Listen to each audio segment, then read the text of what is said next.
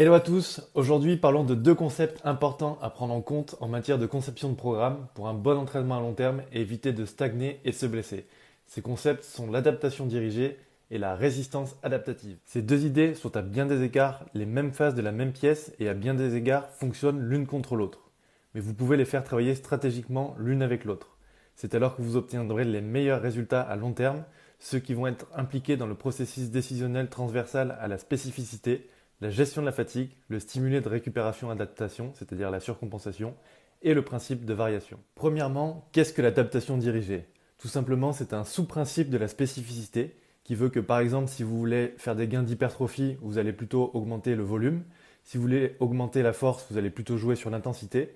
Et si vous voulez augmenter la technique, vous allez avoir des mouvements qui sont plus spécifiques à votre sport. Pour faire simple, si vous voulez améliorer votre 5RM en squat, faites des séries de 5.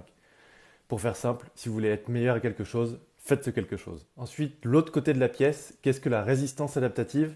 Mais la résistance adaptative, c'est qu'au plus vous allez, par exemple, reprendre l'exemple des 5RM en squat, au moins vous allez progresser. C'est-à-dire que si vous faites des 5RM pendant 6 mois, 1 an, vous n'allez pas progresser en plus aux 5RM. Donc vous allez vouloir introduire de la variation. Ça pourrait être par exemple des séries de 3 à plus forte intensité, plus de volume avec des séries de 8, ou encore des exercices différents pour travailler de différents angles et ensuite progresser sur le 5RM. Le juste milieu entre l'adaptation dirigée et la résistance adaptative est tout l'art du coaching. Dans cette première partie, passons simplement en revue les 4 catégories qui vont être impactées par ces deux concepts. Le premier va être la technique. L'apprentissage technique est lent puis s'accélère avant de redevenir lent. Quand on n'est pas encore très expérimenté, on va faire rapidement des gains et ensuite on va atteindre un plateau jusqu'à refaire des gains ensuite avec l'amélioration de l'entraînement. En hypertrophie, au plus on fait de volume, au moins il sera impactant. On va vouloir avoir de nouveaux stimuli. Ensuite, la force maximale, là aussi, si vous en faites trop, si vous travaillez tout le temps à des intensités très élevées avec peu de volume, vous allez finir par stagner. Il va falloir introduire un nouveau stimuli et changer les variables.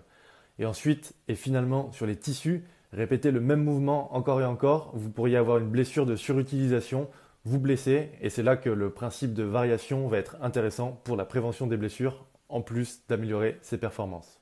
Voilà, c'est tout pour cette première partie sur l'adaptation dirigée et la résistance adaptative. Dans la seconde partie, on verra des exemples concrets pour chacune des 4 catégories, la technique, l'hypertrophie, la force et les tissus, et autrement dit, les bons principes pour construire un bloc de travail et quelle est la durée appropriée du bloc avant d'introduire une variation. Je vous dis bon entraînement et à la prochaine.